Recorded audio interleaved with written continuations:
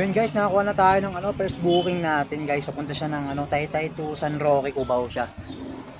Pick up na natin yung item. Isang item is isang plastic lang siya ng t-shirt. Isang plastic pero 17 pieces. Ito lang item natin guys hindi ko lang sure kung election t-shirt. Malay natin, di ba? Mga hindi nagtatanong. So yun, update na lang pag may nakuha tayong pang sabay na booking. Let's go! So yun guys, nakakuha na tayo ng second booking natin. Naman siya, Cainta to Immaculate Conception. 156 pesos din siya. Naman siya, pera. Nakakuha tayo ng pansabay na booking. Yung isa kanina natin nakuha is tapos yun. Tapos item natin guys, ito lang. Ayun. Even rin natin ito agad kasi parehas priority.